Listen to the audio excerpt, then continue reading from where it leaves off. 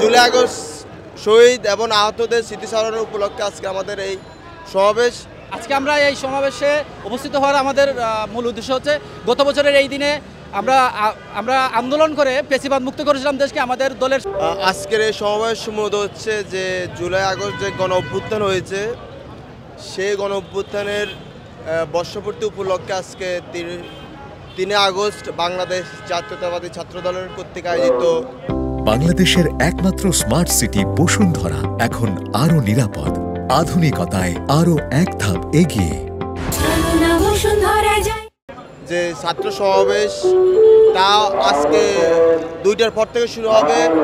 বাংলাদেশের মানুষের যে আশা-আকাঙ্ক্ষা ছাত্র সমাজ যে আশা-আকাঙ্ক্ষা নিয়ে ছাত্র সমাজ যে গণ অভ্যুত্থান করছে সেই গণ অভ্যুত্থানকে বাংলাদেশ জাতীয়তাবাদী ছাত্রদল পরিপূর্ণ রূপ দেওয়ার জন্য আজকের সেই বর্ষপূর্তি উপলক্ষে আজকে যে ছাত্র সমাবেশ। জাতীয়তাবাদী দল গণতন্ত্রে বিশ্বাসী। আমরা যে জুলাই গণ অভ্যুত্থানকে বুকে লালন এবং ধারণ করে আজকের যে সমাবেশ, সেই সমাবেশকে সফল করার জন্য সারা বাংলাদেশ থেকে বাংলাদেশ জাতীয়তাবাদী ছাত্র দলের লক্ষ লক্ষ নেতাকর্মী আজ শাহবাগমুখী হয়েছে।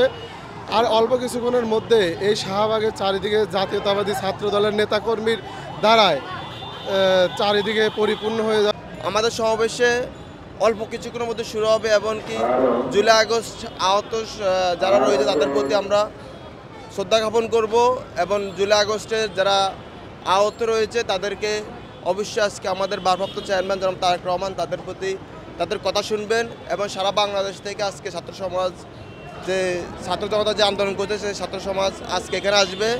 আমরা আশা করি যে এই ছাত্র সমাজ বাংলাদেশের ইতিহাসে বৃহৎ একটি ছাত্র সমাবেশ হবে ইনশাল্লাহ ছাত্র দলের উদ্যোগে।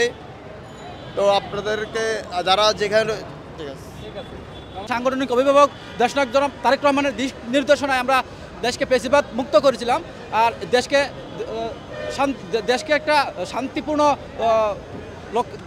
উদ্দেশ্যে নেওয়ার জন্য আমরা আজকের এই সমাবেশ দেশের মানুষকে একটা শান্তির বার্তা পৌঁছে দেওয়ার জন্য এবং 1 বছর পূর্তি উপলক্ষে আমাদের এই আজকের সমাবেশের আয়োজন করা হয়েছে। For more updates, follow us on Facebook, subscribe our YouTube channel, get the latest update on www.daily-sun.com.